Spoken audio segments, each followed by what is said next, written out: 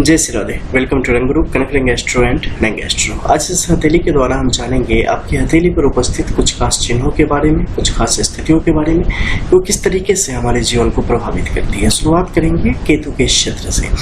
केतु के इस क्षेत्र में देखेंगे कि यहाँ पर एक गड्ढे जैसी स्थिति बन गई है।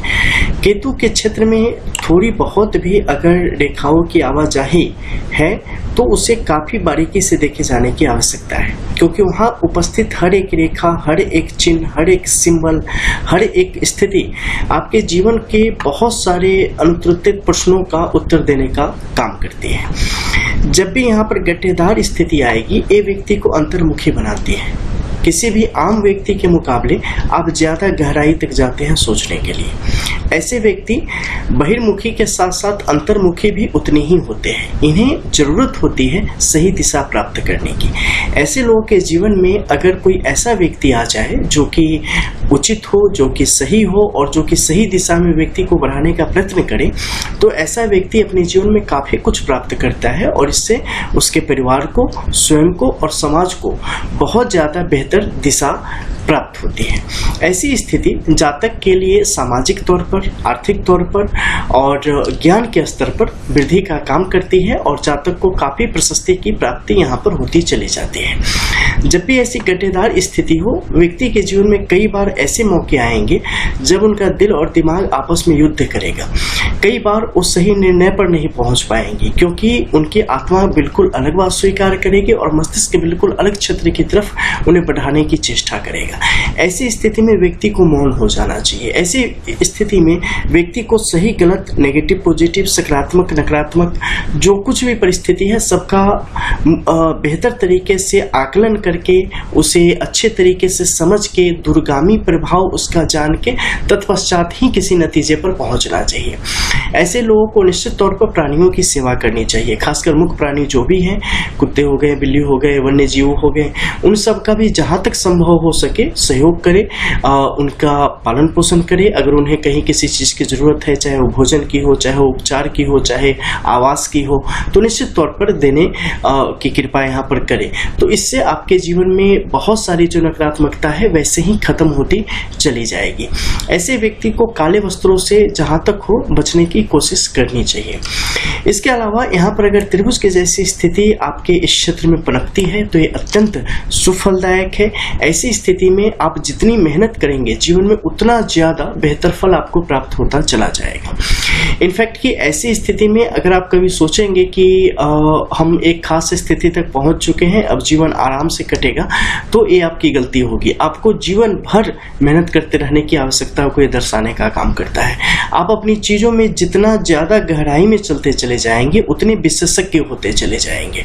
एक ऐसी स्थिति को प्राप्त कर जाएंगे जहां पे एक सिद्धि के जैसी स्थिति आपके जीवन में आ जाएगी। जो भी काम कर रहे होंगे उसमें बाद में आप अपने अनुभव के आधार पे जो बोलेंगे वैसी परिस्थितियां दुनिया वहां पर होते हुए या बनते हुए देखेगी। इसके अलावा अगर यहाँ पर बाहर की तरफ से किसी रेखाओं का आगमन हुआ है, खासकर इस त्रिपुंड के क्षेत्र में अगर आप देखेंगे कि इस क्षेत्र में अगर कहीं से भी, चाहे शुक्र के क्षेत्र से कोई दखलंदाजी आ रही हो, चंद्र के क्षेत्र से कोई दखलंदाजी आ रही हो, तो इन सबका प्रभाव भी जो यहाँ पर उपस्थित ग्रह है उन पर भी और केतु का जो क्षेत्र है इस पर भी स्पष्ट तौर पे दिखाई देता है। फलस्वरूप इसका प्रभाव आपके जीवन पर दिखाई देगा। खासकर अगर यहाँ से ऊपर की तरफ जाती रेखाओं की स्थिति बन रही है शुक्र के क्षेत्र में, तो ये दर्शाती है कि जातक अपने जीवन में विभिन्न प्रकार की लिप्साओं में बंधेगा, यानी कि विभिन्न प्रकार के जो माया है उसकी तरफ वो व्यक्ति जाने की कोशिश करेगा। लेकिन अगर शुक्र का क्षेत्र यहाँ पर कमजोर है तो ऐसी स्थिति में कुंठा को प्राप्त होता चला जाएगा। लेकिन अगर ये क्षेत्र प्रबल है और यहाँ पर खड़ी रेखाओं की स्थिति बनती चली जाती है तो ऐसी स्थिति में व्यक्ति को तृप्ति भी मिलेगी, लेकिन वो तृप्ति सात्विक होगी। वहीं पर अगर एक कमजोर है तो ऐसे में तामसिक तृप्ति की स्थिति को दर्शाने का काम करता है। साधारण शब्दों में अगर समझे तो अगर केतु का क्षेत्र आपका कहीं से भी थोड़ा भी कमजोर पड़ रहा है, थोड़ा भी दबा हुआ है या इसकी स्थिति आपके पक्ष में नहीं है, तो ऐसी स्थिति में क्या होगा, व्यक्ति के अंदर काम वासना प्रवेश करेगी। और अगर ये क्षेत्र आड़ी तिरछी रेखाओं के साथ ज्यादा सुसज्जित हो तो वैसी स्थिति में व्यक्ति के अंदर विपरीत जो लिंग है उसके प्रति एक आकर्षण की स्थिति को बढ़ाने का काम करेगा और वैसी स्थिति में जब चंद्र पर अत्यधिक रेखाओं की स्थिति बन रही हो, शनि की स्थिति अच्छी नहीं हो, राहु की स्थिति अच्छी नहीं हो, तो व्यक्ति विभिन्न प्रकार के गलत क्रियाकलापों की तरफ बढ़ने की कोशिश करेगा। ठीक इसके विपरीत अगर यहाँ पर इसकी स्थिति जैसा कि हमने पहले बताया अच्छी नहीं हो, लेकिन ये क्षेत्र यहाँ पर प्रबल बहुत ही साफ स्थिति में हो, सुदृढ़ स्थिति में हो और सीधी खड़ी रेखाओं की स्थिति बन रही हो, चंद्रमा की स्थिति साफ हो, शनि की स्थिति, राहु की स्थिति साफ हो, तो ऐसे में क्या होगा, सात्विकता के साथ जातक ऊपर की तरफ वृद्धि करेगा। जातक जो उचित कर्म है, जो न्यायपूर्ण कर्म है, जो अच्छे कर्म है, जो कि भगवत कर्म है और व्यक्ति को विभिन्न प्रकार के सद्ज्ञान की तरफ ले जाते हैं, उसकी तरफ जातक ऐसे में बढ़ने की कोशिश करेगा। हालांकि उसके मन में बहुत सारे सवाल उस क्षण भी रहेंगे। जातक संकालु स्वभाव का होगा, जातक कई बार विद्रोही स्वभाव का दिख सकता है, कई बार धर्मद्रोही, कई बार कई व्यक्तियों को दिख सकता है, क्योंकि वो हमेशा प्रश्न करेगा, हमेशा चीजों में कुछ न कुछ मीन मेख निकालेगा। लेकिन इसका ये मतलब नहीं है कि जातक अपने आप को वहां पर बेहतर सिद्ध करने की कोशिश कर रहा हो या जातक के अंदर पूरी तरीके से धार्मिकता नहीं आई, ऐसा कुछ नहीं है। जातक तह तक जाने में भरोसा रखता है, जातक चीजों की हर एक परत उलट के देखने में भरोसा रखता है। जब तक उसे पूर्ण संतुष्टि न हो तब तक उसे निंद न आवे, ऐसी कहानी ऐसे में हो जाती है। अब हम बात करते हैं कि यहाँ की स्थिति प्रबल हो और शुक्र की स्थिति भी सकारात्मक तौर पे प्रबल हो, तो क्या होगा, जातक विश्व विजयी होगा। जातक अपने जीवन में विभिन्न प्रकार की सिद्धियों को प्राप्त करेगा, विभिन्न प्रकार के भोग विलास को प्राप्त करेगा और जातक अपने जीवन में सुखपूर्वक लोगों की भी सहायता करेगा और अपना जीवन भी सुखपूर्वक बिताने का काम करेगा। वहीं पर यहाँ की स्थिति अगर बहुत ज्यादा समझ लो कि मतलब अच्छी बन रही हो और इसमें आड़ी तिरछी रेखाओं की स्थिति बनती चली जाए, ठीक है, ये क्षेत्र प्रबल हो लेकिन आड़ी तिरछी रेखाओं की स्थिति बन जाए, ऐसे में सांसारिक चीजों में उलझ जाएगा, जबकि उसका मन हमेशा एकांत ढूंढेगा, उसका मन हमेशा जंगल ढूंढेगा, पहाड़ ढूंढेगा।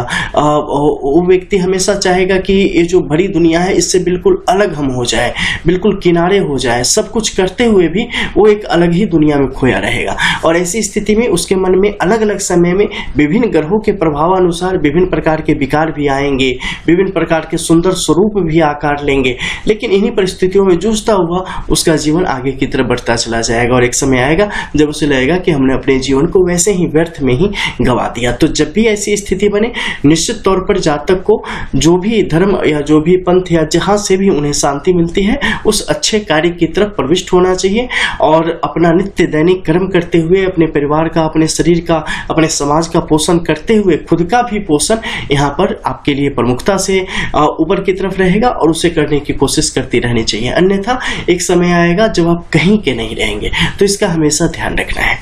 अब वहीं पर चंद्र की तरफ से आने से क्या होगा, चंद्र की तरफ से आने से होगा कि व्यक्ति के मन पर जो उसका काबू है वो कई बार छूटता चला जाएगा।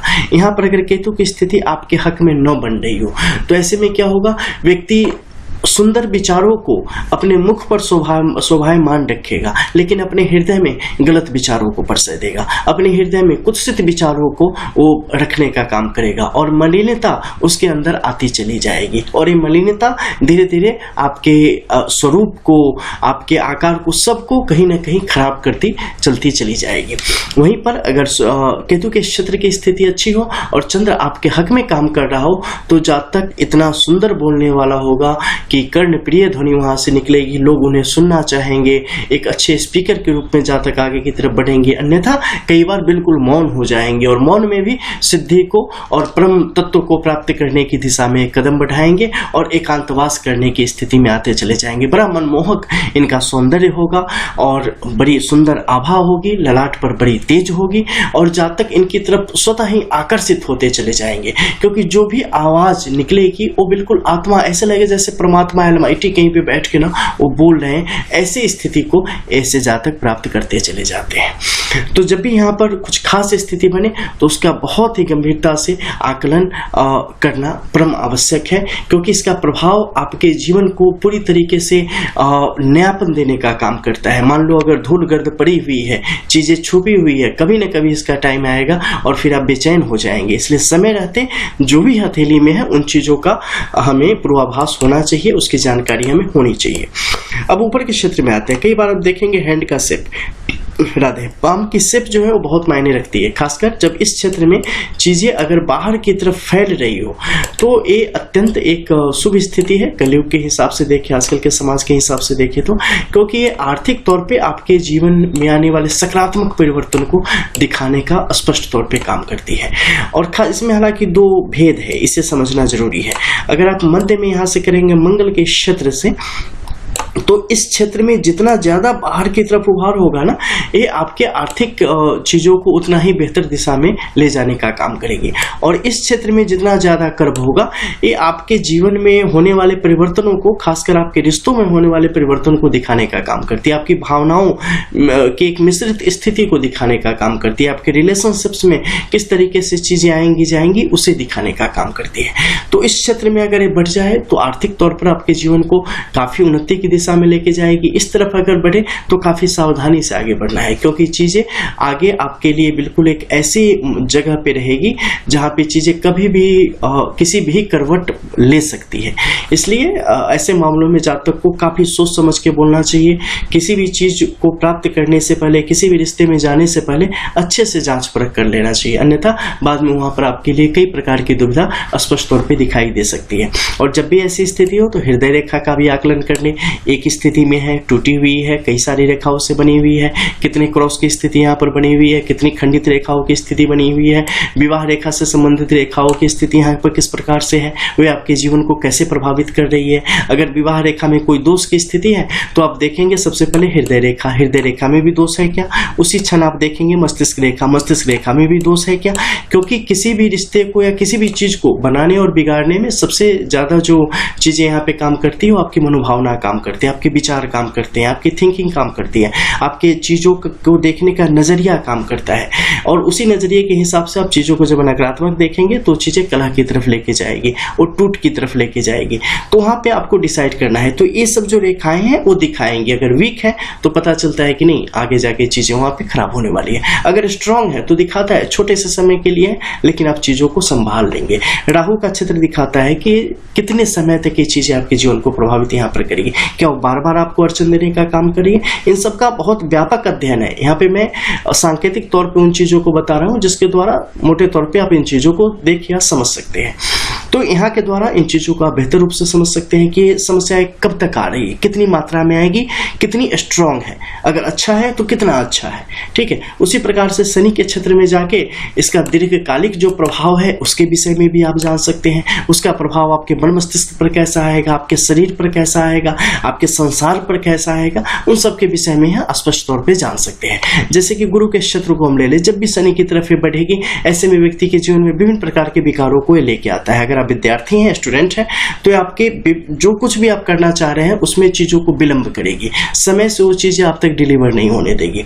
ऐसे में विवाह में भी कई बार बहुत विलंब की स्थिति बनती चली जाती है। आपके लिए चीजें क्लियर नहीं रहेंगी कि आखिर हमें अब पाना क्या है। एक ऐसा समय आ जाएगा जब आप हड़बड़ा जाएंगे कि यार ये भी नहीं हुआ, वो भी नहीं हुआ, वो भी नहीं हुआ, हम क्या करें, कैसे करें। तो इन चीजों को बहुत ही उलझाने का यहाँ पे काम करते हैं। अगर मंगल यहाँ पे थोड़ी सी भी गड़बड़ हो गई फिर तो भगवान मालिक है। तो ऐसी स्थिति में चीजें आपके लिए और भी ज्यादा पारिवारिक स्तर पर भी आपकी तरफ प्रेशर बढ़ने की स्थिति बनती चली जाती है। वहीं सूर्य की अगर हम बात करें, एक अच्छी स्थिति में हो तो जीवन में मान सम्मान और जीवन में बड़े पद और प्रशंसा की स्थिति आपके लिए बनाने का काम करती है। यहाँ पे अगर कुछ कमजोरी हो जाए तो जीवन में अपमान, जिल्लत, कलह, ये सब चीजें आपके जीवन के संगनी बनती चली जाती है। तो यहाँ की हर एक रेखाओं का भी बारीक अध्ययन यहाँ पर अत्यंत आवश्यक होता चला जाता है। एक छोटी सी रेखा के विषय में मैं अभी चर्चा करूंगा। मान लो आपके विवाह की इस रेखा में यहाँ पर दोष की एक स्थिति बन गई। ठीक है, हृदय रेखा को हम देखते हैं। हृदय रेखा यहाँ पर कई सारे कट्स के साथ आगे की तरफ बढ़ रही है या कहीं पे यव रेखा की यहाँ पर संभावना बन गई है। अब हम देखेंगे कि विवाह रेखाओं की जो स्थिति है, किस वर्ष में, किस उम्र में यहाँ पर दोष की स्थिति है। वहीं देखेंगे कि यहाँ पर किस वर्ष में, किस उम्र में दोष की स्थिति है। ठीक उसी एरो में हम यहाँ पर नीचे देखेंगे कि आपकी जो मस्तिष्क रेखा है उसमें कहाँ पे दोष की स्थिति है। जीवन रेखा में भी दोष है क्या। उसी क्षण जो भी आपके महत्वपूर्ण रेखाएं हैं, जैसे शुक्र की ले लेंगे यानी कि वीनस की, जुपिटर की ले लो, सैटर्न की ले लो, सन की ले लो, मरकरी की ले लो, मार्स की 1-2 की ले लो, राहु की ले लो, केतु की, एटसेट्रा जो भी है। तो इन सब की देखेंगे कि क्या उस जगह पे कहाँ कहाँ पे दोष है। इससे 2-3 चीजें क्लियर हो जाएंगे कि कितना असरकारक है, एक किस तरीके से आपके जीवन को प्रभावित कर रहा है, क्या इसमें आपके जो रिश्तेदार हैं उनका हाथ है, क्या इसमें आपका जो नजरिया है उसका हाथ है, या ग्रहों का एक ऐसा जमघट चल रहा है, ऐसा नजर चल रहा है जिसके कारण ये चीजें आपके जीवन की तरफ बढ़ रही है। तो वहां से चीजें क्रिस्टल क्लियर होके आपके समक्ष आती चली जाती है। इसलिए इन चीजों का बारीक अध्ययन दोनों हथेलियों के द्वारा परम आवश्यक होता चला जाता है। तो चलिए मिलते हैं फिर कुछ और नई चीजों के साथ, तब तक के लिए राधे राधे। रियल एस्ट्रो, रंग एस्ट्रो।